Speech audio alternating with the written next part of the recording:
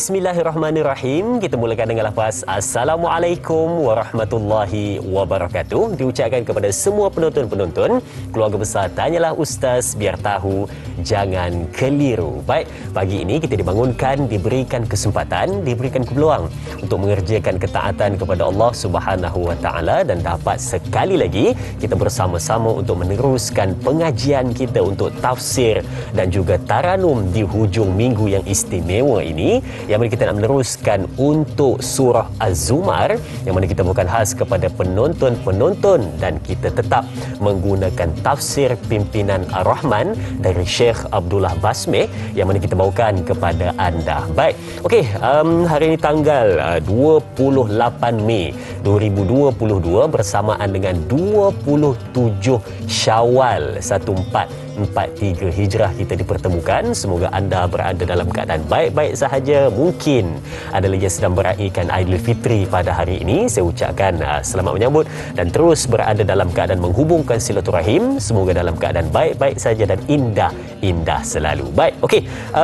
Hari ini surah Az-Zumar ayat 37 hingga 39 kita akan bersama dengan Al-Fadil Ustaz Dr. Muhammad Luqman Ibrahim yang akan memimpin bacaan dan juga mengalunkan taranum pada hari ini, juga akan membuat sesi tadabbur bersama dengan penonton-penonton semua. Apa khabar Ustaz? Baik, alhamdulillah. Selamat datang ke studio. Terima kasih. Dan hari ini mungkin kita rindu nak dengar untuk doktor mengalunkan taranum 3 ayat pada hari ini, 37, 38 dan 39. Ayo, jom kita mulakan. A'udzu billahi minasyaitonir rajim. Bismillahirrahmanirrahim. Alhamdulillahilladzi arsala rasulahu bil huda wa dinil haqq liyudhhirahu 'alad dini kullih wa kafa billahi syahida. Wassalatu wassalamu ala Rasulillah wa ala alihi wa ashabihi wa mawalah. Terima kasih Dai Azrin, tuan-tuan muslim-muslimat rahmat Allah sekalian. Alhamdulillah dapat kita bertemu lagi pada kali ini untuk siri Tanyalah Ustaz. Ini bahagian tadabbur dan tafsir taranum kita ni. Dan tuan-tuan, insya-Allah Ustaz akan bacakan dulu ayat 37, 38 dan 39 daripada surah Az-Zumar. A'udzu billahi minasyaitonir rajim.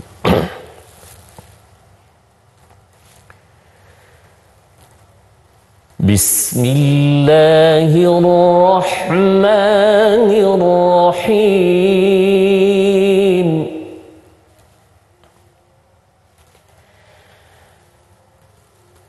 Wa man yahdillahu fama lahu min mudil.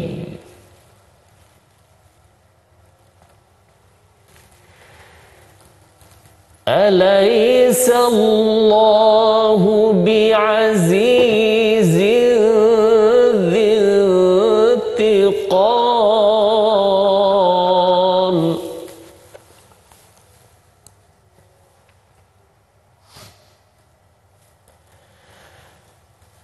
وَلَئِن سَأَلْتَهُم مَّنْ خَلَقَ السَّمَاوَاتِ وَالْأَرْضَ لَيَقُولُنَّ اللَّهُ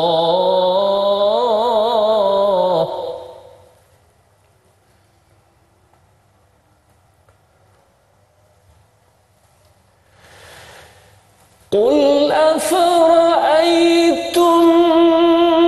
مَّا تَدْعُونَ مِن دُونِ اللَّهِ إِنْ أَرَادَنِيَ اللَّهُ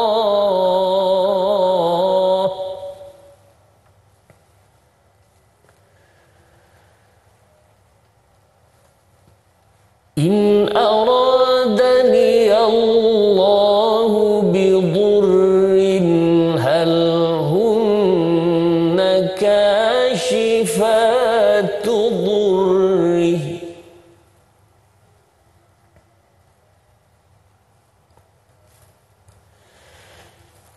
أو أرادني برحمة هل هن ممسكات رحمته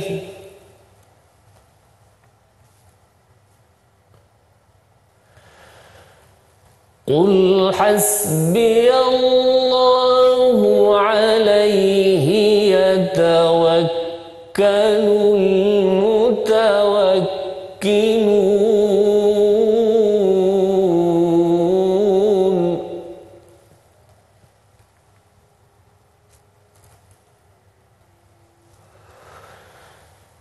قل يا قوم اعملوا على مكانتكم إني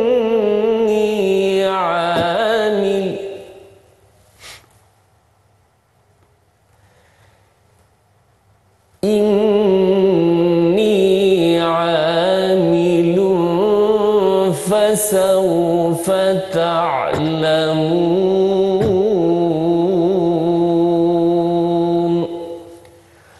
صدق الله العظيم. Sadaqallahul Azim. Baik sidang penonton, ayuh sama-sama kita lihat terjemahannya pula 31, 38 dan 39. Pada ayat ke-37. Pada ayat ke-37. Dan siapa yang diberi hidayah petunjuk oleh Allah dengan sebab pilihannya yang benar, maka tidak ada siapa pun yang dapat menyesatkannya. Bukankah Allah Maha Kuasa lagi berhak membalas dengan azab siksa kepada golongan yang bersalah? Ayat ke-38. Dan demi sesungguhnya, jika engkau, wahai Muhammad, bertanya kepada mereka yang musyrik itu, siapakah yang menciptakan langit dan bumi? Sudah tentu mereka akan menjawab, Allah. Katakanlah kepada mereka, kalau demikian, bagaimana fikiran kamu tentang yang kamu sembah yang lain dari Allah itu? Jika Allah hendak menimpakan daku dengan suatu bahaya, dapatkah mereka mengelakkan atau menghapuskan bahayanya itu?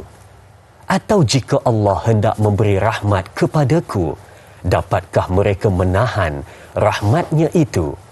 Katakanlah lagi, cukuplah bagiku Allah yang menolong dan memeliharaku. Kepadanya lah hendaknya berserah orang-orang yang mahu berserah. Ayat ke-39. Katakanlah, wahai kaumku yang masih bertegil dalam kekufurannya, buatlah sedaya upaya kamu untuk menentang agama Islam yang aku sampaikan itu. Sesungguhnya aku juga tetap berusaha dengan bersungguh-sungguh untuk mengembangkannya. Kemudian kamu akan mengetahuinya kelak. Itulah tadi 3 ayat yang dibacakan sebentar tadi dan juga terjemahannya, dan mungkin dapat sesuatu pada hari ini. Kita nak tahu dahululah, mungkin tadi Ustaz menggunakan taranum apa tadi ketika mana membacakan 3 ayat tadi, Ustaz? Silakan. Baik, terima kasih Dayak Azrin. Tuan-tuan muslim Allah rahmat Allah sekalian, pada awal yang Ustaz bacakan ayat 3 ayat tadi, bahagian pertama Ustaz baca dengan taranum ras, kemudian ada di hujung tu sikit Ustaz masuk dengan taranum namanya taranum jiharkah. Baik, tuan-tuan muslim Allah rahmat Allah sekalian, Ustaz nak sentuh sedikitlah Zarin ya, ayat yang pertama atau 37 tu ya. Tentang qiraat sedikit ya.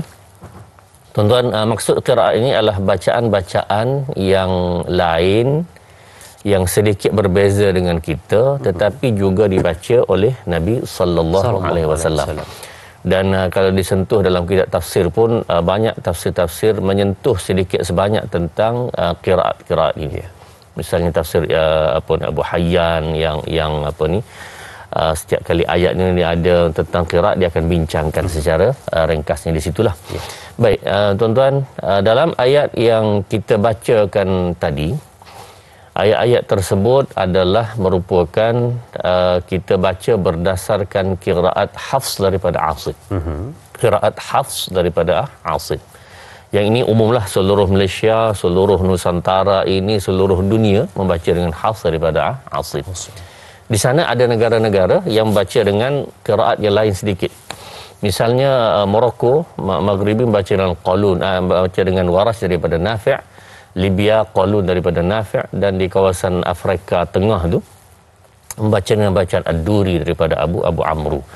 Baik, kita nak cuba sikit ni bacaan Warash daripada Nafi'. Ayat 37 itu hanya ada satu tempat perubahan, tuan-tuan, kalau kita sambung. Wa may yahdillahu fama lahu min mudillin laysa Allahu bi'azizin dhintiqam.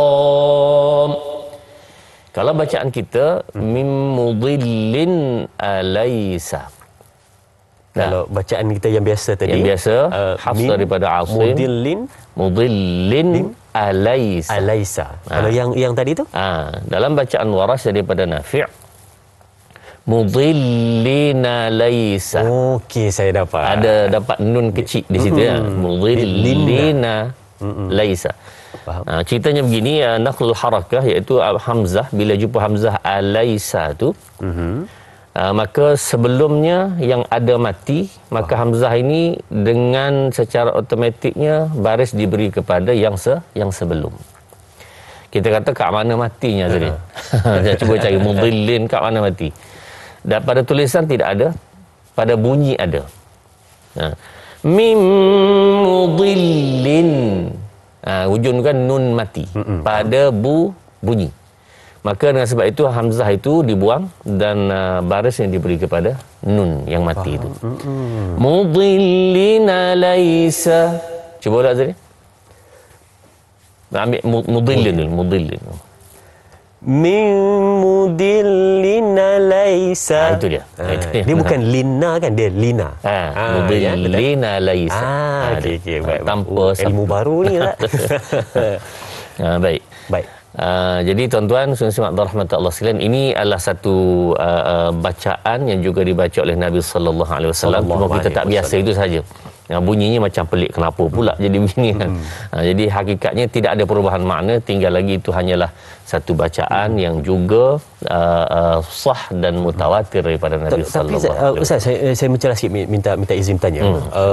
Saya pernah dengar kalau orang tu dia baca dengan cara yang lain, nampak macam tak biasa dengar, tapi dia tak tahu pun benda tu, itu dianggap salah ke ataupun apa? Baik, terima kasih.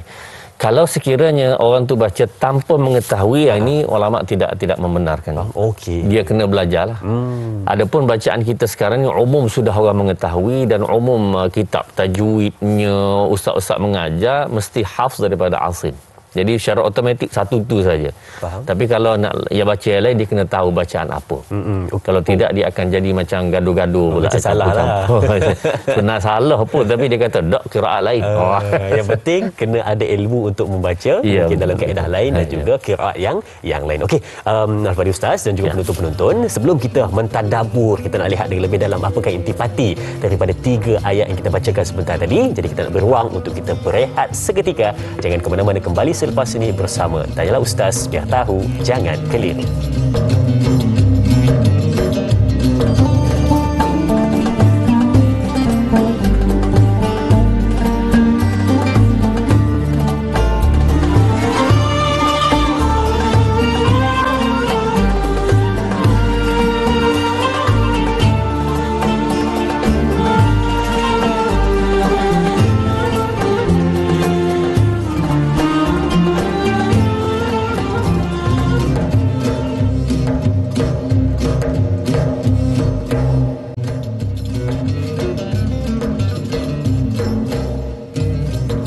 Baik, terima kasih diucapkan kepada semua penonton keluarga besar Tanyalah Ustaz, biar tahu jangan keliru, ya, terus bersama dengan kita ya.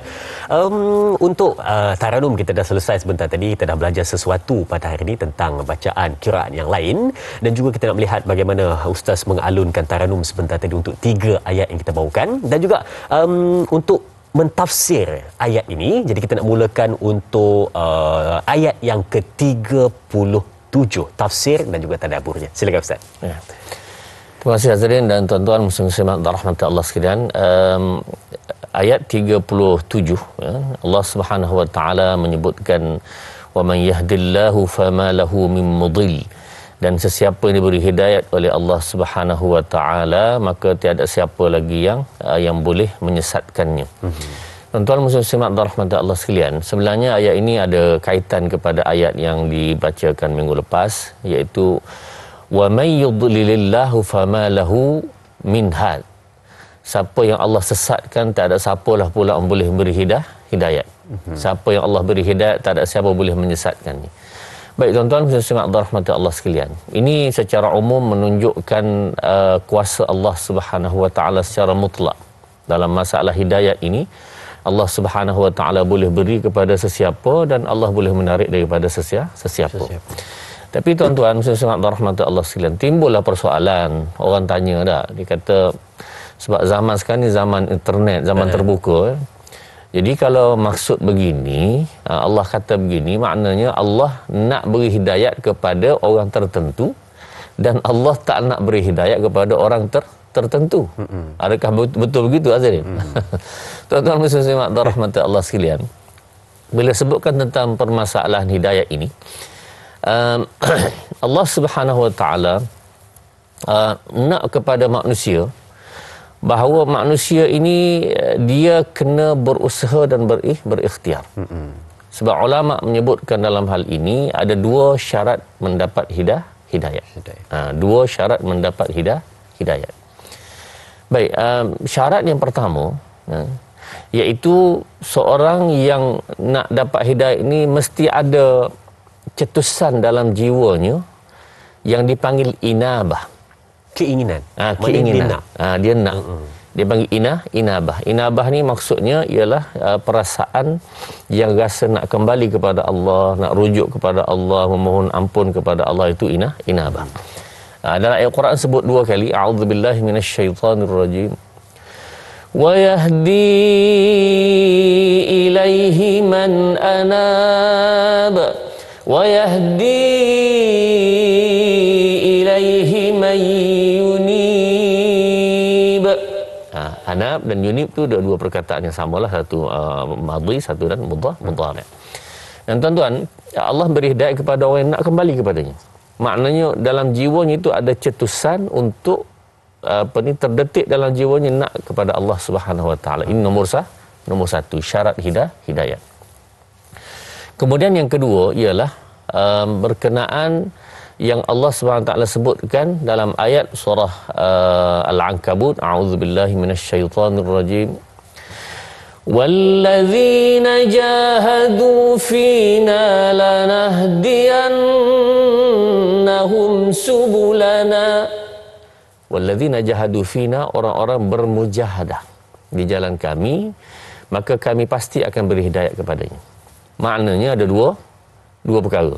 Nombor satu, dia kena ada inabah, ada rasa kehendak dalam jiwanya nak kepada hidayat.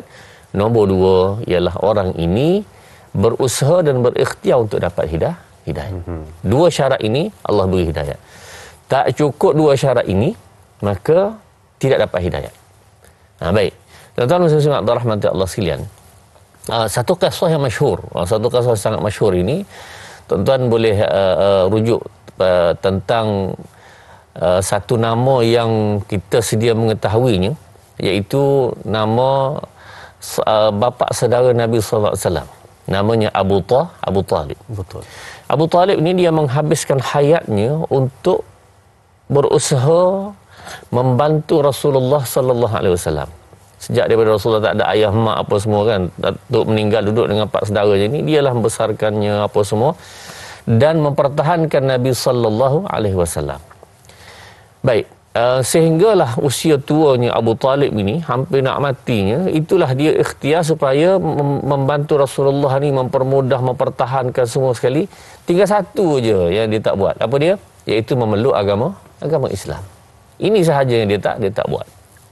Dan tuan-tuan, Sehinggalah bila nak mati tu Rasulullah usaha ikhtiar supaya Abu Talib ini dapat mengucapkan la ilaha illallah. Ya ammi, tolonglah ucapkan qul la ilaha illallah tuflih. Aku boleh bantu kamu dengan sebab kamu ucap la ilaha illallah di akhirat kelak. Tapi tak boleh. Tak boleh nak ucap tu, sehinggalah dia meninggal dalam keadaan kufur kepada Allah Subhanahu wa taala, tidak Islam. Dan Rasulullah sangat sedih dalam hal ini sehingga Allah turunkan ayat a'udzubillahi minasyaitonirrajim. Innaka la tahdi man ahbabta walakinallaha yahdi man yasha. Sesungguhnya Muhammad, bukan kamu beri hidayah itu, aku yang beri hidayah. Walakinallaha yahdi man yasha. Allah yang beri hidayah kepada manusia. Menunjukkan Rasulullah pun tidak ada kemampuan untuk beri hidayah kepada manusia. Jadi tuan-tuan, muslim rahmatullah Allah sekalian, ulama membincangkan hal ini. Kenapa Abu Talib tak dapat hidayah? Ada dua syarat tadi. Yang pertama inabah, yang kedua mujahadah. Baik. Dia Abu Talib telah jawab kepada Rasulullah sallallahu alaihi wasallam ketika mana hampir nak meninggal tu, dia kata, ya Muhammad, wahai anak saudaraku, kalaulah tidak disebabkan kaum aku akan mengata-ngata, menghina aku, mengutuk aku dengan sebab aku meluk Islam ini, maka tentu aku telah sejukkan matamu dengan apa yang kamu suka, itu mengucapkan apa yang kamu nak. Maknanya dia ada cetusan dalam jiwanya, ada. Inabah tu ada. Nombor dua, apa dia? Mujahadah. Mujahadah maksud dia kena usaha untuk lafazkan perkara tersebut. Nah, kita kata iaitu memang Allah SWT dah tentukan dia tidak dapat hidayat. Baik tuan-tuan, perlu diingat bahawa Allah menentukan bukan masalah hidayat sahaja, masalah lain pun sama. Rezeki kan, bila kita dalam perut ibu tu, Allah SWT telah tentukan yuktab lahu rizquhu wa ajaluhu wa amaluhu syaqiyyun am sa'id, iaitu rezeki, ajal maut, amalan-amalan kita, sama ada kita ini masuk syurga, itu semua ditulis oleh Allah Subhanahu wa taala, bukan hidayat sahaja. Jadi maksudnya bahawa yang ini semua kita tak tahu, tinggal lagi kena inabah satu, yang kedua kena ada mujahadah. Yang tidak keluar daripada mulut Abu Talib ialah mujahadah. Dan Ustaz, selingan sikit. Ya, kan mungkin ada orang yang pernah dengar ataupun dia biasa macam terlintas dalam hati dia, ataupun dia dengar orang lain sebut ke apa kan, dia kata macam nak buat macam mana, dia kata aku ni dah memang nak, tapi hidayah tu tak sampai, dia kata. Jadi bukan salah aku, dia kata hidayah tu yang tak sampai, dia kata. Jadi nak buat macam mana, dia kata. Jadi, macam mana nak jawab pada orang macam ni, Ustaz? Baik, terima kasih Azizul, soalan yang baik.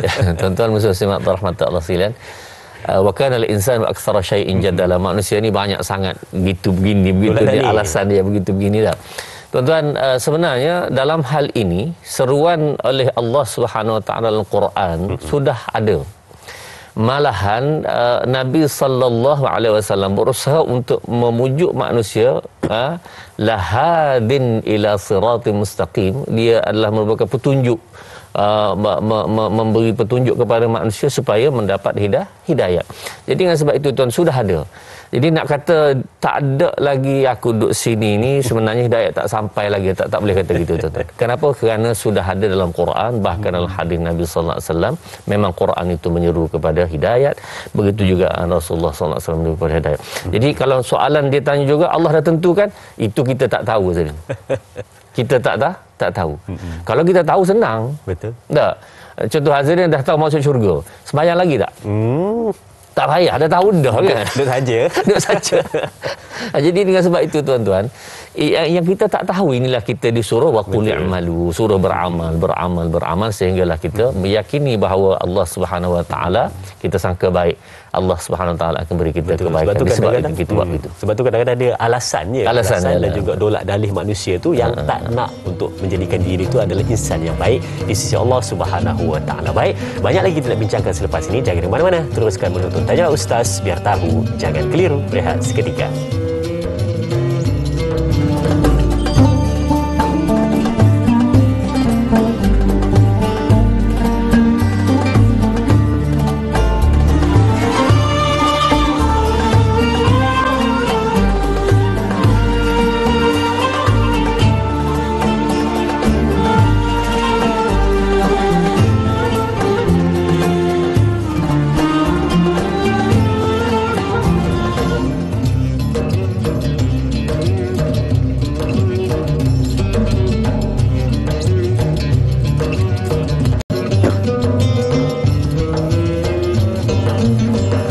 baik sidang penonton, ayuh sama-sama kita kembali duduk di meja perbincangan untuk kita meneruskan tafsir kita pada hari ini, untuk kita melihat intipati yang ada dalam 3 ayat di dalam surah Az-Zumar 37, 38 dan 39. Baik, saya ingin ingatkan kepada penonton-penonton yang ingin bertanyakan soalan berkenaan dengan perbincangan kita pada hari ini, boleh pergi ke dua saluran kita seperti biasa. Untuk buat panggilan boleh pergi ke 0377261603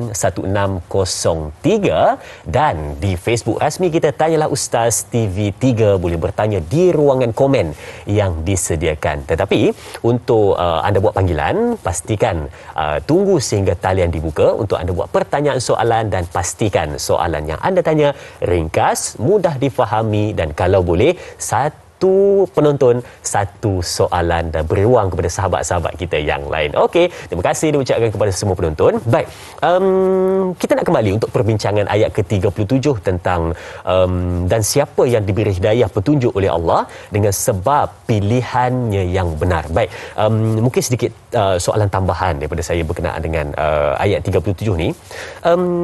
Saya terfikir waktu rehat tadi, dan juga mungkin penonton-penonton di rumah pun mungkin ada yang sama terfikir macam saya. Kenapa Allah tak bagi hidayah pada semua orang, Ustaz? Kenapa tak semua jadi baik? Kenapa tak semua dapat hidayah? Dan kenapa ada yang dapat, ada yang belum dapat, ada yang tidak dapat hidayah? Kenapa, Ustaz? Silakan. Terima kasih, Hazrin. Soalan sangat baik, tuan-tuan muslim-muslimat rahmatan Allah sekalian. Hatta nak sambung soalan itu kan, bahkan dalam ayat surah As-Sajdah pagi Jumaat kita baca tu kan, la amla anna jahannama minal jinnati wan nasi ajma'in, akan ada orang yang Allah tentukan masuk syurga, masuk neraka di kalangan jin dan manusia. Baik, tuan-tuan muslimat rahmat Allah sekalian, ayat-ayat tersebut, walau syi'na la ataina kullu nafsin hudaha walakin haqqal qaul minni la amla an jahannama ila akhir ayat. Baik, tuan-tuan muslimat rahmat Allah sekalian, adakah bermaksud memang Allah nak supaya manusia sebahagian masuk syurga, sebahagian masuk neraka? Kenapa tak buat macam soalan saya tadi, kenapa tidak semua sekali masuk masuk Islam, senang kan? Boleh ke tidak Allah buat begitu? Tentu boleh. Kenapa tak buat? Oh, banyak soalan dia. Tuan-tuan muslimat rahmat Allah sekalian. Baik, yang ini soalan seperti ini sebenarnya banyak berkisar dalam internet, dan dia tidak boleh dijawab dengan satu patah ataupun satu ayat, satu frasa, tak boleh. Dia ada ulasan dia. Baik, yang pertama Ustaz ringkaskan ulasan ini, tuan-tuan. Yang pertama sekali ialah, sebelum kita lahir atas muka dunia ini, azan kita di mana? Di alam ruh. Ini soalan cepu-cemas. Soalan cepu-cemas ni. Nak jawab tu salah ni. Alam ruh. Alam betul lah. Alam perut ibu, kemudian sebelum itu alam ruh. Baik. Alam ruh ini, tuan-tuan, satu alam yang mana kita berada semua sekali. Tak tahu mak ayah kita mana, mak penakan tak tahu. Semua sekali berada di situ. Baik, tuan-tuan. Di situ telah berlaku dua perjanjian dengan Allah Subhanahu Wa Taala. Perjanjian pertama ialah kita mengaku Allah sebagai Tuhan. Makna mentuhankan Allah. Alastu bi rabbikum qalu bala syahidna. Ya, Allah tanya, adakah aku Tuhan kamu? Ya, kami bersaksi ya Allah. Oh, jawab bukan main dah. Itu satu perjanjian. Allah tulis dalam Quran. Ada dalam Quran. Makna perjanjian ini telah termaktub, MOU ada dalam Quran. Satu. Nombor dua ialah Allah beri amanah kepada langit, bumi, bukit-bukit. A'udzubillahi minasyaitanirrajim. Inna 'aradna al-amanata 'ala as-samawati wal-ardi wal-jibal فأبين أن يحملنها وأشفقن منها وحملها الإنسان إنه كان ظلوما جهولا. Beri pada langit, bumi, bukit-bukit, semua tak nak amanah tersebut. Wa hamalahal insan, manusia terima. Manusia tu siapa? Kita lah sebenarnya tak? Ustaz, Azrin, semua kru-kru dan tuan-tuan apa semua terima. Kena tanya balik, kenapa kita terima pada masa itu? Terima ni apa dia? Kata para ulama mufassirin menyebutkan al-faraid ad-diniyah, kefarduan agama. Sembahyang, puasa, zakat, haji dan lain-lain itulah. Yang fardu itu kita sanggup terima. Barangkali lah agak-agak ustaz lah kita terima tu masa kita rasa okey kot. boleh kot. Boleh buat. Boleh buat kot. Manusia gitu ya. Jadi dah janji dua tu tuan-tuan. Ya. Maka dengan sebab itu Allah kata allazi khalaqal mauta wal hayata liyabluwakum. Aku letak kamu atas muka dunia ni akan jumpa mati dan hidup ini. Kemudian aku nak tengok. Liyabluwakum itu kata para ulama untuk menguji apa dia? Nak tengok kamu yang janji tu kamu boleh buat ke tidak? Maka dengan sebab itu tuan-tuan, itulah asal kita punya perjanjian dengan Allah di atas muka dunia ini kerana perjanjian tersebut. Jadi di atas perjanjian itu Allah letakkan, Allah nak tengok sekarang kamu buat. Macam mana cikgu dia suruh kita belajar apa semua. Kemudian waktu periksa, bila waktu periksa, maka cikgu akan cek dalam kelas tersebut. Kalau budak salah, kita jawab contohlah, kita jawab salah dalam periksa. Cikgu tegur tak? Tegur. Nah, tegur. Secara umumnya. Secara umum. Tapi sebenarnya dia tak boleh tegur kan? Kenapa? Kerana periksa. Oh, masa tengah jawab. Masa tengah jawab. Tak boleh tegur. Dia tak tegur. Maknanya dia kata paling-paling kalau dia budak dia sayang pun dia dia ada hint gitu jelah. Dia tak beritahu jawapan. Lepas tu budak tu bila dah selesai periksa, dia tengok salah, cikgu tak tegur. Dia pun tanya cikgu, masa periksa dia kenapa cikgu tak tegur? Kenapa tak betulkan saya? Tak betul kata terus. Cikgu jawab apa? Kan periksa. Jadi tuan-tuan, kita telah berjanji dengan Allah Subhanahu Wa Taala. Allah letak untuk masa periksa atas muka dunia ini, maka pada masa itulah tuan-tuan kita kena buat sendiri kita mengikut panduan yang kita telah belajar Quran dan hadis ada, maka ikut perintah Allah Subhanahu Wa Taala. Atas muka dunia ini Allah tidak akan buat melainkan dengan panduan tersebut.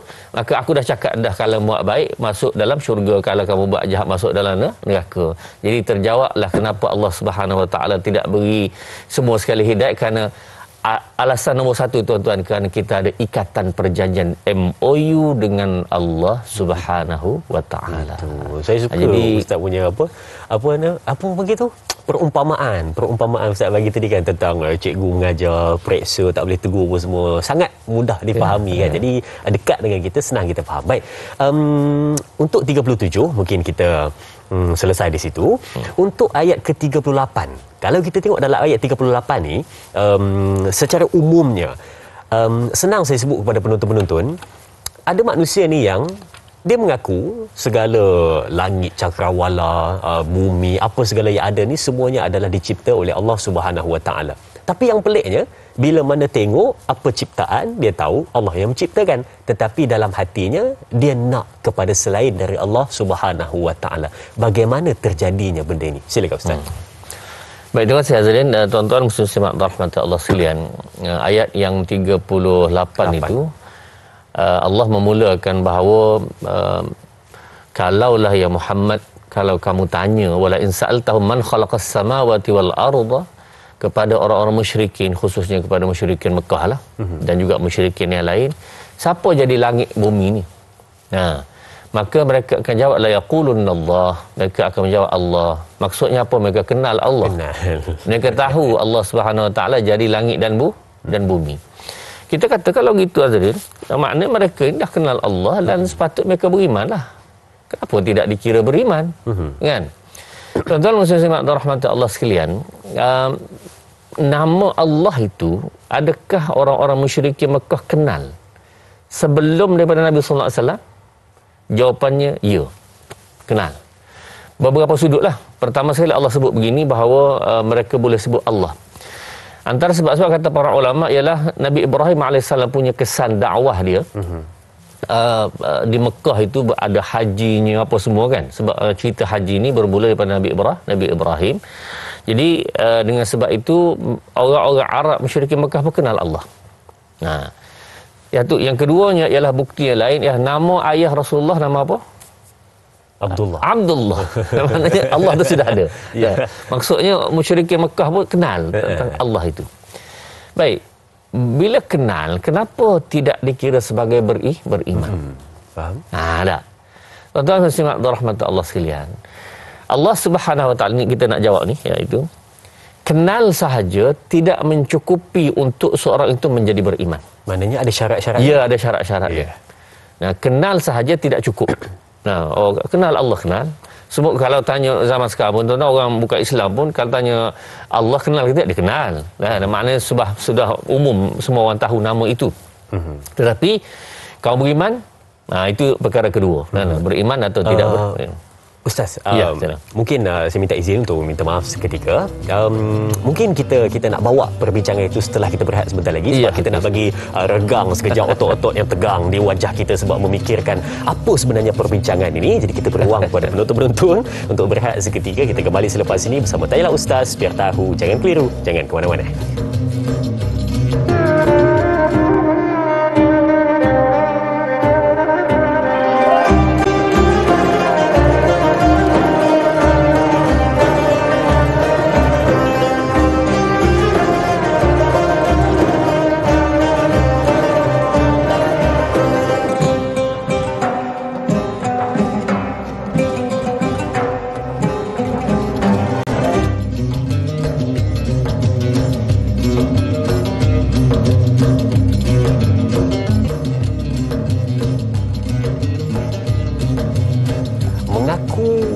Segala apa yang diciptakan oleh Allah Subhanahu wa taala dan percaya, lalu meyakini, tetapi kenapa masih lagi belum dianggap beriman kepada Allah Subhanahu wa taala? Adakah permasalahannya pada perkataan hidayah sebentar tadi yang kita bincangkan? Baik, jom kita kembali untuk meneruskan perbincangan kita. Kita nak lihat apa jawapan sebenarnya.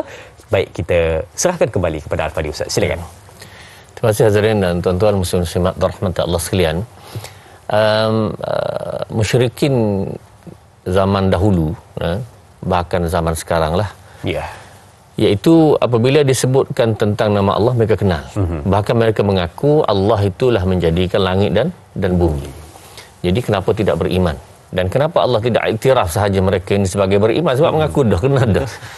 Tuan-tuan muslimat rahmat Allah sekalian, ada perkara yang menjadi penghalang sangat besar dan Allah sangat marah ini, iaitu Allah sebut dalam Quran sendiri, dua ayat, tuan-tuan. Pertama, wa ja'ala lillahi andada wa ja'alu lillahi andada. Ya, benar mereka kenal Allah, tapi mereka menjadikan ada Tuhan lain. Ini Tuhan marah sungguh, ini panggil syirik. Jadi ya Allah, betul Allah jadi langit bumi, tapi kita pun ada Tuhan sungai, Tuhan perigi, Tuhan pasir, Tuhan rumah, ada Tuhan lain juga. Itu ya Allah marah dan ini tertolak. Walam yakullahu kufuwan ahad. Tidak akan ada yang sama kedudukan dengan Allah. Allah sangat marah. Yang lain, tuan-tuan, dosa sebesar mana yang lain, ada ruang untuk Allah ampun. Ada peluang untuk Allah ampun dengan dia taubat. Tapi dosa ini, tuan-tuan, Allah tidak ampun.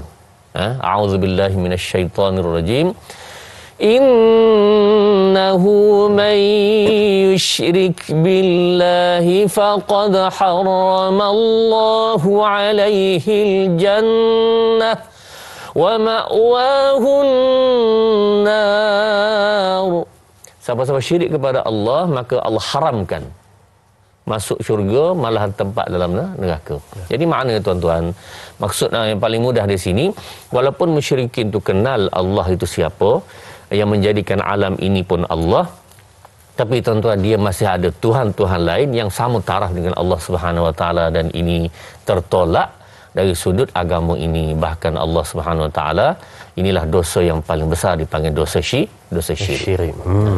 Baik, baru kita dapat jawapan dia kenapa dah percaya, yakin, kenal, tapi tak diiktiraf sebagai seorang yang beriman kepada Allah Subhanahu Wa Taala, sebab dia mengaku tetapi ada yang lain, katanya, Tuhan selain dari Allah Subhanahu Wa Taala. Baik, sedang penonton, talian sudah kita buka untuk buat pertanyaan, dan juga kita nak ambil soalan pertama dari Facebook Tanyalah Ustaz TV3 dari sahabat kita Puan Masrifah Nur Jamain. Kita lihat soalannya. Baik, Assalamualaikum. Ayat ke-37, orang yang diberikan petunjuk, adakah bermaksud Allah inginkan kebaikan kepadanya agar menjadi orang yang benar-benar bertakwa? Diberikan petunjuk, adakah telah dipilih oleh Allah Subhanahu Wa Taala untuk mendapat hidayah? Mohon pencerahan. Terima kasih sahabat kita Puan Masrifah Nur atas soalan yang ditanyakan. Silakan Ustaz. Terima kasih kepada Puan Masrifah Nur, seorang yang sering dalam Tanyalah Ustaz kita. Penonton setia ya, kita. penonton setia kita dan tuan-tuan muslimin rahmatan Allah sekalian. Soalan yang baik. Ya. Sebenarnya tuan-tuan, apabila Allah Subhanahu Wa Taala memberi jalan petunjuk kepada kita ini, dalam hadis sebutnya yassarallahu lahu, makna Allah mempermudahkan. Ini adalah satu bentuk kasih sayang Allah, dan Allah memberi jalan itu menunjukkan kepada kita ini orang yang dekat dengan pilihan Allah Subhanahu Wa Taala. Tinggal lagi bila Allah dah buka jalan kepada dia, maka dia kena ikut jalan tersebut.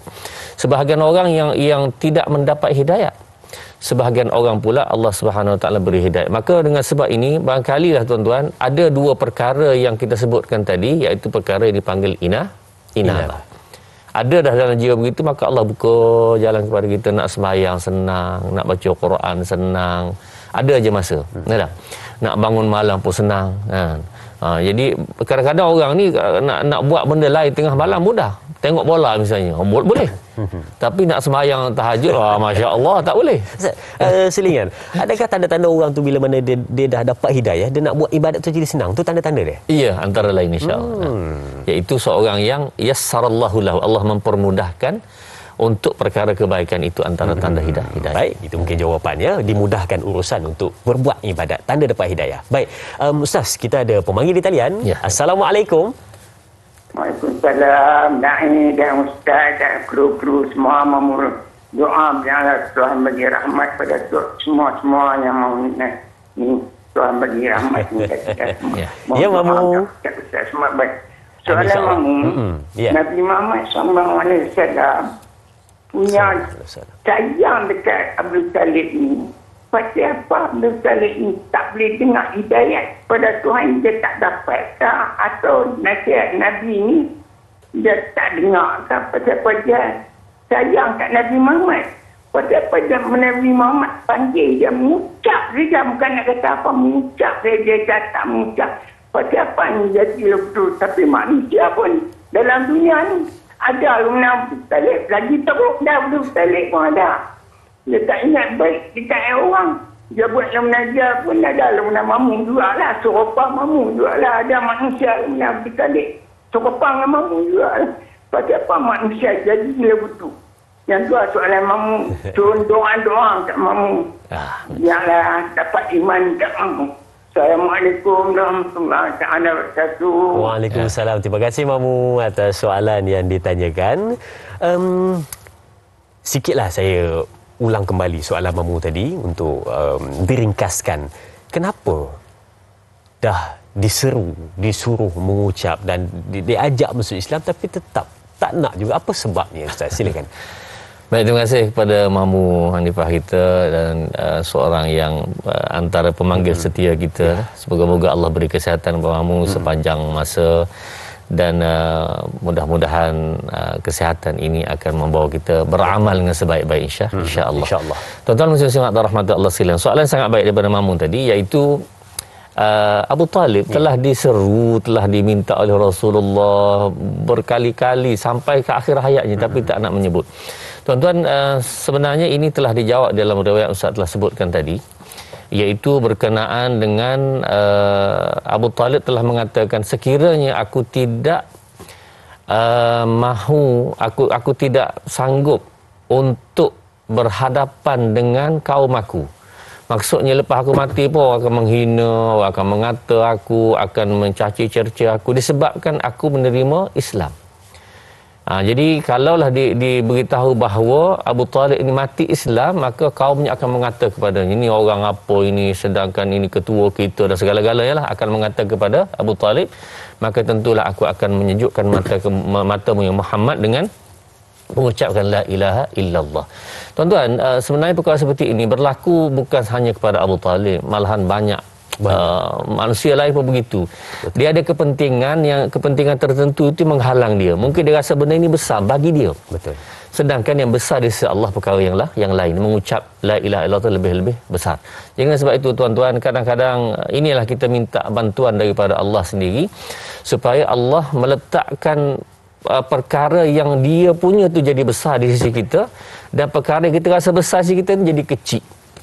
Masalah-masalah lain jadi kecil, yang masalah kita paling besar ialah nak berhadapan dengan Allah Subhanahu wa taala. Bila Allah tanyakan di akhirat, itu masalah kita paling besar. Itu paling jadi besar. Kalau itulah kita ada dalam jiwa kita, insya-Allah yang lain kita dapat hadapi, insya-Allah. Insya-Allah. Baik, Ustaz, jom kita bawa lensa mata kita untuk kita melihat soalan seterusnya dari sahabat kita, Mak Eton di Facebook juga, dari ayat yang ke-37 soalannya. Baik, katanya, Assalamualaikum, soalan saya, bagaimana nasib mereka di akhirat kelak yang mana Allah biarkan tanpa petunjuk disebabkan keingkaran mereka sendiri? Mohon pencerahan Ustaz. Terima kasih juga sahabat kita Mak Eton atas soalan yang ditanyakan. Kerana keingkaran, apa jadi pada mereka, Ustaz? Silakan. Baik, tuan-tuan muslimat dan rahmatullah sekalian, terima kasih kepada Mak Eton, soalan yang baik. Orang itu tidak mendapat hidayah dengan sebab keingkaran mereka sendiri. Baik, tuan-tuan muslimat dan rahmatullah sekalian, antara syarat-syarat hidayah utama yang mana Allah Subhanahu wa taala nak menghukum seorang manusia, maka dia ada syarat-syaratnya. Antara lain ialah secara mudah nak sebutkan, pertama sekali sampai kepadanya Al-Quran dan juga seruan daripada Nabi sallallahu alaihi wasallam. Yang kedua, dan yang ketiga ialah dia ini adalah orang yang akalnya sihat. Kalau bahasa yang standard sikit, kita kata mencapai merit untuk dikira sebagai orang mukallaf. Apa tadi? Mencapai merit. Mencapai markah yang mencukupi untuk dikira sebagai manusia biasa yang dia mukallaf. Baik, tuan-tuan, sebab ada di kalangan, contohlah anak-anak yang sindrom Down ini, dia tak mencapai merit. Jadi ini Allah tak mikir. Dan yang seperti ini Allah terus letakkan di tempat yang baik untuk dia di akhirat kelak. Kerana yang budak-budak seperti ini adalah budak-budak yang tak sampai tahap akalnya. Faham. Baik. Kalaulah orang tu sampai tahap akalnya sihat, kan, tapi duduk dalam bukit, orang kata duduk dalam hutan apa semua, tak pernah tahu tentang Quran, tentang hadis Nabi sallallahu alaihi wasallam, tak sampai kepada dia. Adakah Allah Subhanahu Wa Taala akan hukum dia? Jawapannya tidak. Ini serah kepada Allah. Orang seperti ini serah kepada Allah. Tapi Azrin, yalah, zaman sekarang ni kita kata orang asli dalam bukit pun ada internet sekarang ni. Jadi tu kena kira jugalah. Tapi benda seperti ini kita serah kepada Allah Subhanahu Wa Taala. Syarat tadi iaitu mesti sampai seruan ataupun dakwah tu kena sampai, maknanya ada orang yang mengajar Quran kepadanya, kemudian hadis-hadis disampaikan kepadanya, dia tolak juga. Itulah baru maksud Mak Eton tadi, tentang bahawa orang itu dah diberi tapi keingkaran dia, tak nak juga dia kena bertanggungjawab di hadapan Allah Subhanahu wa taala. Maknanya kita perhatikan syarat tu dulu. Bagaimana seorang itu akan diazab di hadapan Allah Subhanahu wa taala, lihat pada syarat yang Ustaz sebutkan sebentar tadi. Baik, seterusnya pemanggil di talian. Assalamualaikum. Waalaikumsalam warahmatullahi wabarakatuh. Dai Azrin dan Dr. Muhammad Luqman Ibrahim. Saya Omar Abdul Majid dari Belda Dini Timur 3, Pekan Pahang. Assalamualaikum Doktor dan Dai. Waalaikumsalam warahmatullahi. Ya, Tuan Omar. Bagus, alhamdulillah. Jadi soalan saya begini ni, Doktor. Baik, silakan. Doktor, kita dah melalui ayat ke-37, Allah dah beri penerangan yang jelas ya, yang Ustaz tafsirkan tadi. Soalan apa yang kita maksudkan ialah ayat Quran ini ialah iman itu tidak boleh diwarisi. Kerana apa? Anak Nabi Nuh pun, anak sendiri pun tak boleh nak diberikan hidayah. Contoh macam mana ayat Quran tadi, bagaimana bapa saudara Nabi sendiri, orang yang paling rapat, tidak boleh memberikan hidayah.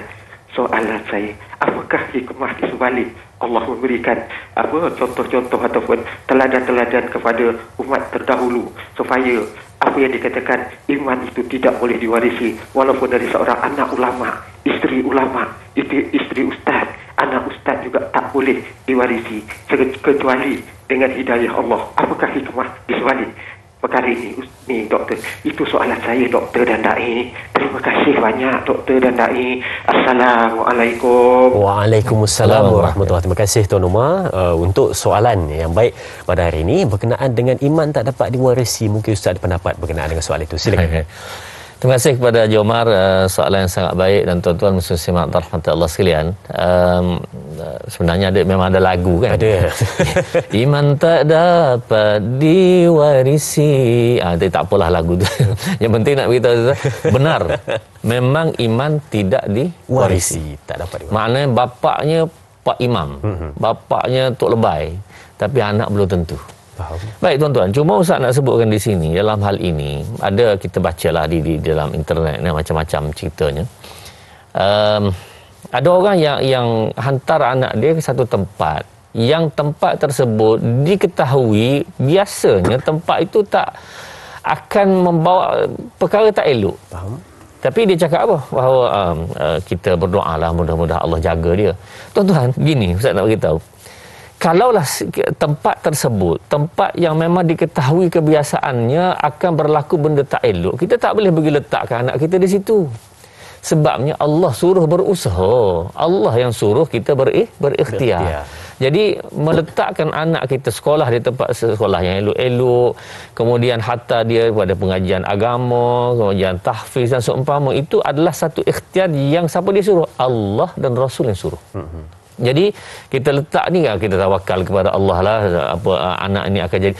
Akhirnya tuan-tuan, banyaklah kisah-kisah yang berlaku. Orang-orang agama sendiri pun, kalau di tempat itu boleh membawa kepada maksiat, dia ikut juga. Kenapa dia ikut juga? Kerana dia meletakkan diri di situ. Itu kesilapannya. Betul lah Allah menentukan, kita tak nafi, tetapi tuan-tuan, manusia ini diberi dua pilihan oleh Allah Subhanahu Wa Taala, imma syakira wa imma kafura. Nah, man syaa falyu'min wa man syaa falyakfur. Pilihan. Jadi pada masa itu nak pilih yang mana? Dia pun tak tahu ketentuan Allah apa dah. Jadi kalau dia nampak kuat sebelah yang maksiat, dia beri maksiat lah. Kalau kuat sebelah beriman, dia akan jadi beriman. Ustaz suka beri contoh mudah tuan-tuan.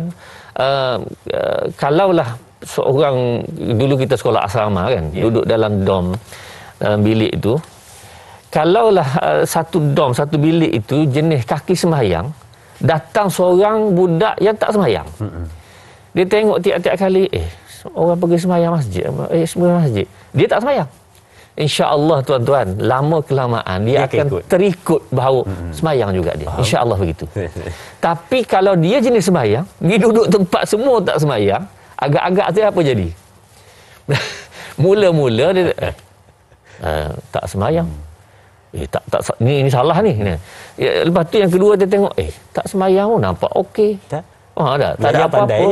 Pandai je belajar dah. Aku ni tak berapa pandai pun, tapi Jadi tuan-tuan, begitu akhirnya dia pun, satu ketika dia pun tak sembahyang. Kenapa? Suasana itu. Jadi menjadi kewajipan kepada ibu bapa untuk mencari suasana kepada si anak. Mana kena hantar tempat yang anak itu akan jadi orang baik, bukan meletakkan anak itu setempat yang kita pun rasa was-was boleh jadi anak dia jadi tak baik. Alhamdulillah. Maknanya saya simpulkan sikit daripada ustaz punya jawapan tadi. Berserah itu betul, tawakal itu betul, tapi mesti ada usaha dulu sebelum bertawakal. Bukan kita terus berserah pada Allah Subhanahu Wa Taala tanpa membuat sesuatu ataupun berfikir sesuatu, merancana sesuatu yang lebih baik. Baik, itu perbincangan kita dan Al-Fadhil Ustaz dan juga penonton semua. Kita berakhir di sini dahulu di TV3. Sambungan 30 minit di TV9. Teruskan menonton Tanyalah Ustaz, biar tahu, jangan keliru.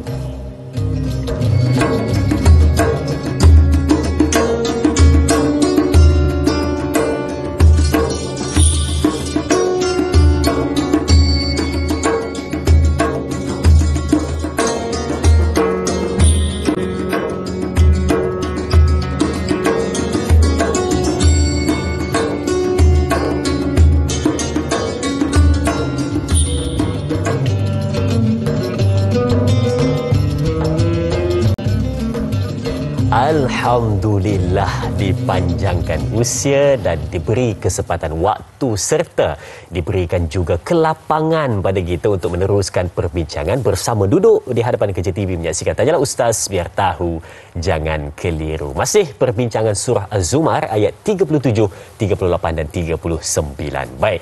Okey, kita nak ambil soalan dari sahabat kita di Facebook. Siapa? Intan Zurina Abdul Razak. Baik, kita lihat soalannya. Assalamualaikum.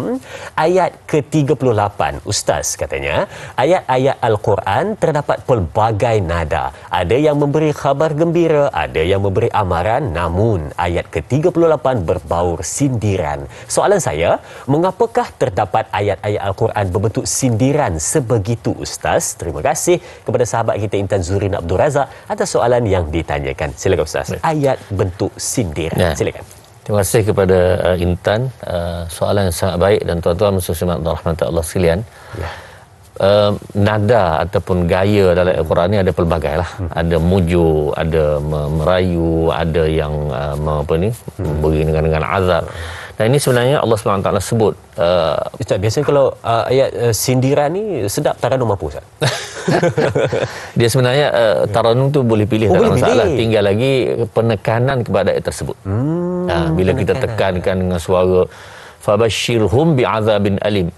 Fabashshirhum bi'adzabin alim. Jadi gembirakanlah kamu dengan azab. Maksud itu perli sebenarnya. Maknanya betul. Gembira apa azab kan? Tapi maknanya kalau kamu nak sangat. Baik, itu adalah antara uslub-uslub ataupun gaya-gaya yang ada dalam Al-Quran. Bahkan Nabi SAW disebut inna arsalnaka syahidan wa mubasyiran wa nadhira. Mubasyiran wa nadhira. Mubasyiran berita gembira, dan juga Rasul juga memberi berita yang duka kepada manusia. Maknanya ada benda baik dan ada diberi pada benda-benda yang menyakitkan kepada manusia. Tak boleh lagi tuan-tuan. Jadi dengan sebab itu tuan-tuan, kenapa ada begitu? Sebenarnya tuan-tuan, puncanya adalah manusia ini memang secara umumnya ada 3 bentuk, ada 3 jenis. Ya. Nombor 1, ini dibincang dalam ilmu balaghah tuan-tuan. Manusia yang sekali cakap dia terima. Ini panggil khalid dhihni. Maknanya malam ni ada perlawanan bola, contoh. Jadi dia pun terima tu. Oh ya? Patut Ustaz cakap tu semalam. Malam tadi dah menang. Jadi tuan-tuan, dia terima tu. Yeah. Tidak ada rasa itu lagi. Baik. Kemudian golongan yang kedua dipanggil golongan at-taraddud ataupun mutaraddid. Golongan yang was-was. Kalaulah kita cakap tu dia ya ke? Ya ke ni tuan-tuan? Maka ini dipanggil mutaraddid. Berkata malam ni ada bola.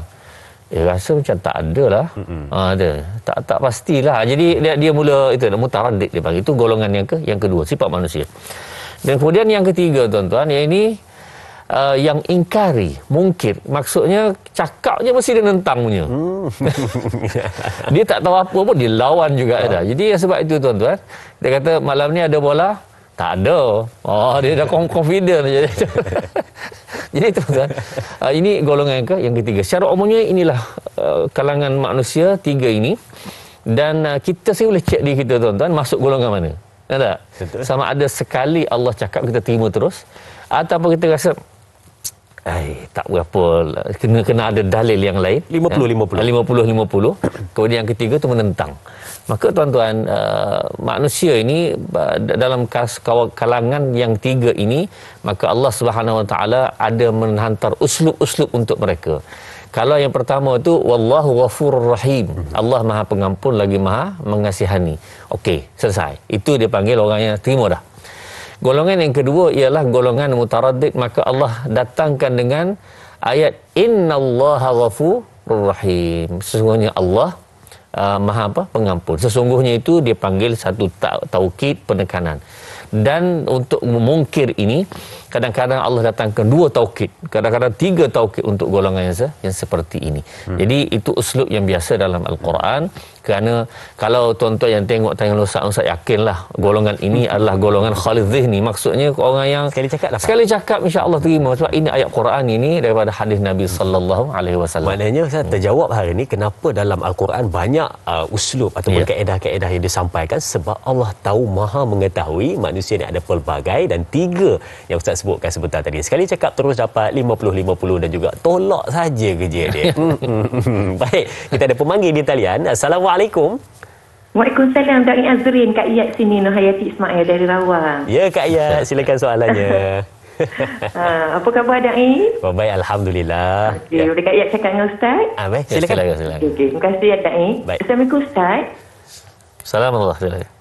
Kak Iyat nak tanya berkaitan dengan isu semasa, kita tak perlu kaitkan dengan sesiapa. Kita kadang dijemput ke tanah suci tu berkenai dengan panggilan Allah. Tapi bila kita dah sampai ke sana, bila kita balik sini, kita macam seolah kita sombong. Jadi Kak Iyat nak minta Ustaz kaitkan, adakah itu kufur nikmat atau istidraj itu sebenarnya kita memang sombong dengan Allah Ustaz? Itu saja soalan Kak Iyat Ustaz. Terima kasih. Assalamualaikum. Kita doakan moga-moga kita semua diberi hidayah dan petunjuk dari Allah Ustaz. Amin. Baik. Waalaikumsalam. Terima kasih Kak Iyat, soalan yang baik saya kira untuk hari ini. Dikaitkan dengan ke tanah suci ya. Sampai dah mungkin 2-3 kali pergi, tapi bila balik tetap perangai sama dan lebih menyombongkan diri. Bagaimana Ustaz? Silakan. Baik, terima kasih kepada Kak Iyat, soalan yang sangat baik. Dan tuan-tuan muslimin Allah SWT sekalian, nak pergi Mekah tu payah dah. Payah. Dengan zaman sekarang apa semua dah, kata-kata umrah pun mungkin itu satu kepayahan. Tapi Allah permudahkan dia pergi. Dapat pergi haji pula. Kemudian pergi haji itu pula kotanya apa semua dalam keadaan suasana yang sukar sekarang ini, dapat pergi, alhamdulillah. Balik-balik duk tartu juga. Ataupun menunjukkan kesombongan dengan sebab itu. Tapi Kak Ayat tidak mendetailkan perkara itu. Tak apalah, kita bercakap secara umum. Tuan-tuan muslimat rahmati Allah sekalian, kita sebagai manusia ini kena ada satu keyakinan bahawa amalan yang kita buat ini, kita pun tak tahu Allah terima ke tidak. Betul. Allah tak tahu, kita tak tahu Allah terima atau tidak. Jadi dalam keadaan demikian, maka kita kena rasa mengharap. Dan ulama beri 2 syarat untuk amalan yang diterima. Pertama, ada khauf, ada raja. Ada khauf, ada raja. Kita sembahyang subuh tadi, kita rasa, ya Allah, aku sembahyang ni banyaklah kurangnya. Takut-takutlah kamu tak terima. Tapi yang kedua kena ada pula raja. Raja tu mengharap. Apa dia? Harap ya Allah, harap walaupun kelemah kamu terimalah ya Allah. 2 syarat ini Allah terima. 2 syarat ini. Tapi kalau kita buat amalan, kita semayang, tak kira lah haji ke apa semua tak. Kita buat amalan haji semua, Allah terima dah ni. Yang ini risiko besar. Boleh membawa kepada perkara tadi, seperti sebut Kak Ayat sebut tadi, iaitu boleh membawa kepada takabur, rasa sombong. Sebab kita rasa macam Allah terima. Belum tentu tuan. belum tentu. Kena ada khauf dan raja. Semoga-moga Allah Subhanahu Wa Taala terima dengan segala kelemahan yang kita ada, tapi kita takut Allah Subhanahu Wa Taala tidak terima. Jadi tuan-tuan, dengan sebab ini Nabi sallallahu alaihi wasallam pun disebut dalam Quran ada tarbiyah dan ada tazkiyah. Wa yu'allimukumul kitab, ujung tu wa yuzakkihim. Untuk bertazkiyah. Tazkiyah ni apa? Menyucikan jiwa kita. Walaupun kita banyak amalan sekalipun, sembahyang tak tinggal, apa ni, bersedekah tak tinggal, pergi haji tiap-tiap tahun, tapi hujung tu dia kena tazkiyah.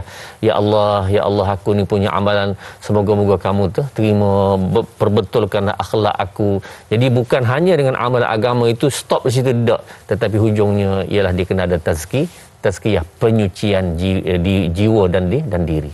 Betul.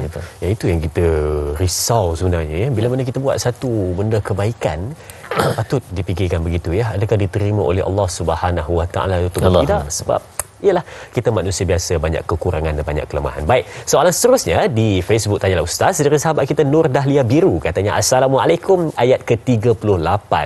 Bagaimana orang-orang yang bertawakal, berserah diri kepada Allah Subhanahu Wa Taala dengan kalimah hasbiyallah, dan bagaimana kekuatan orang yang menyerahkan urusannya kepada Allah Subhanahu Wa Taala untuk ditakbir. Baik, terima kasih kepada sahabat kita Nur Dahlia Biru atas soalan yang ditanyakan. Saya serahkan kepada Ustaz. Bagaimana? Silakan berserah diri pada Allah. Ya, terima kasih kepada Nur Dahlia, soalan yang sangat baik. Dan tuan-tuan muslimat rahmat Allah sekalian, ini merujuk kepada ayat nombor 38 itu di ujung. Hujung tu, a'udzubillahi minasyaitonirrajim. Qul hasbiyallahu alaihi yatawakkalul mutawakkilun. Katakanlah Muhammad, hasbiyallah, cukuplah Allah bagiku. Hasbunallah, cukuplah Allah kepada kami. Makna kita berserah kepada Allah. Alaihi tawakkaltu, alaihi yatawakkalul mutawakkilun, maka kepada Allah lah seorang itu bertawakal. Tuan-tuan muslim-muslimat rahmat Allah sekalian,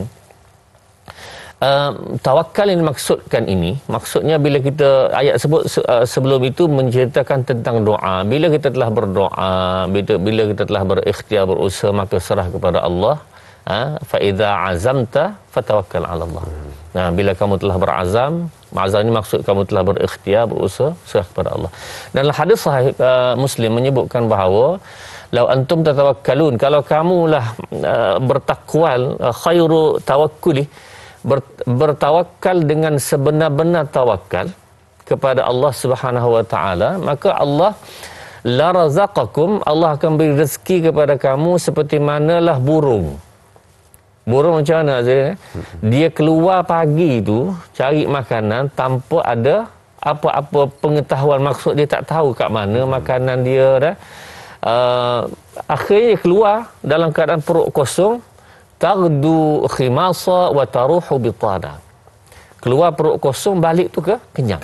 Ataupun keluar tu tak ada makanan, balik bawa makanan kepada anak. Ini tawakal seekor burung. Jadi proses tawakal burung itu apa dia? Dia keluar berusaha, maka dia dapat perkara tersebut, dan Allah Subhanahu Wa Taala kenyangkan perutnya itu dengan sebab tawakal. Jadi maknanya kita bertawakal kepada Allah Subhanahu Wa Taala dalam konsep tersebut. Insya-Allah Allah akan selesaikan. Maknanya bulat boleh disimpulkan, berserah itu ya, bertawakal itu ya, tapi usaha dulu bukan ya. Baik. Satu lagi pemanggil di talian. Assalamualaikum. Assalamualaikum.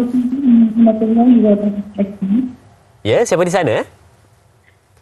Saya nak admission dari Bidang juga.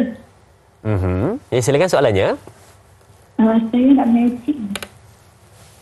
Ya, Puan? Saya nak mengaji. Oh, nak mengaji. Silakan Puan, silakan. Ayat berapa tu?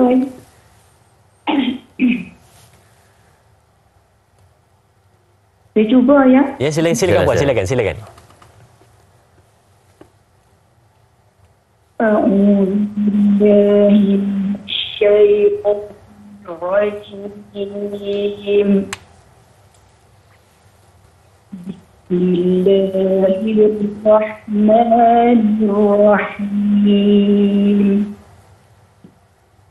ومن يهد الله فما له من مضل أليس الله بعزيز ذي انتقام ولئن سألتهم من خلق السماوات والأرض ليقولن الله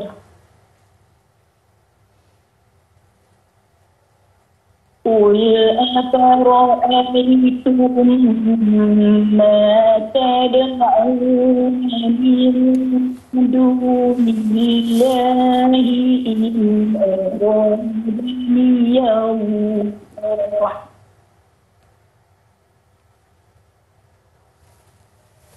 إن أرادني الله بضر هل هن كاشفات ضره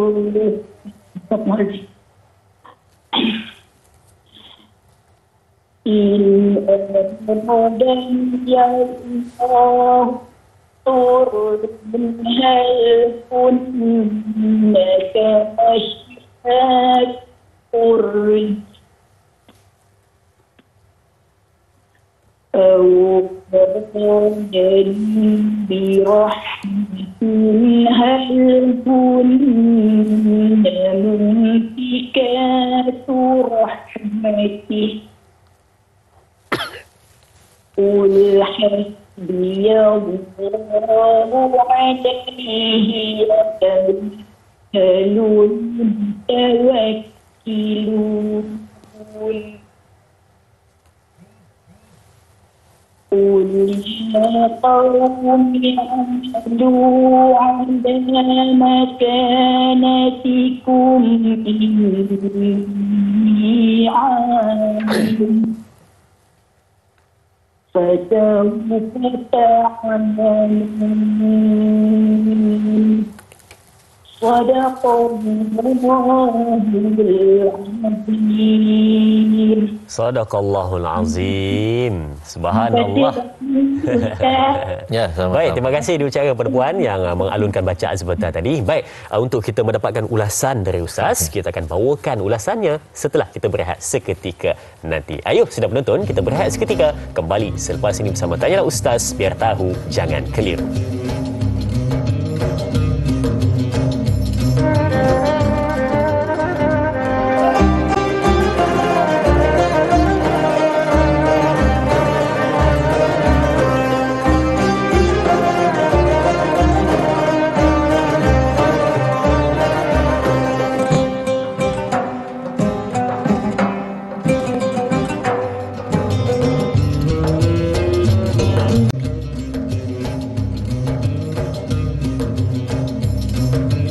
Baik, subhanallah, tadi kita dah mendengar bacaan alunan 3 ayat dari surah Az-Zumar dari sahabat kita sebentar tadi yang cukup merdu dibawakan untuk kita halwa telinga pada pagi ini, dan kita nak dengarkan sedikit komen dan juga ulasan dari Al-Fadil Ustaz untuk sahabat kita sebentar tadi. Silakan Ustaz.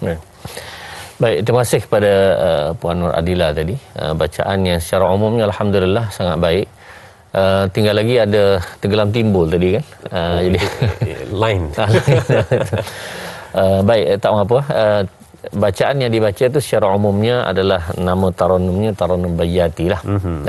Tapi kalau dapat dilatih sedikit lagi supaya suara itu dapat angkat sedikit untuk beberapa ayat. Nah, contohnya dalam ayat وَلَئِن سَأَلْتَهُمْ مَنْ خَلَقَ السَّمَاوَاتِ وَالْأَرْضَ لَيَقُولُنَّ اللَّهُ قُلْ أَفَرَأَيْتُمْ مَا تَدْعُونَ مِنْ دُونِ اللَّهِ إِنْ أَرَادَنِيَ اللَّهُ بِضُرٍّ. Perkataan bidur itu ada silap tadi, tapi itu telah dibetulkan oleh Puan Nur Adila. Cuma saya nak beritahunya ialah gaya itu perlu ada sedikit kepelbagaian. Kepelbagaian tidak payah, maksudnya intonasi. Ya, intonasi. Pada ayat pertama kemudian ayat kedua, insya-Allah kalau dilatih dia akan ada satu gaya bacaan yang lebih baik. Mudah-mudahan Allah Subhanahu Wa Taala beri kebaikan kepada Puan Nur Adila. Baik, itu ulasannya. Terima kasih Ustaz. Dan Ustaz, sikit tambahan, saya biasa dengar ada orang kata kalau ayat yang pendek-pendek dia kata susah nak bawa dalam tarannum, betul ke Ustaz? Ya. Betul Kalau tarannum asli mujawwad, maksudnya dalam musabaqah tu payah sikitlah.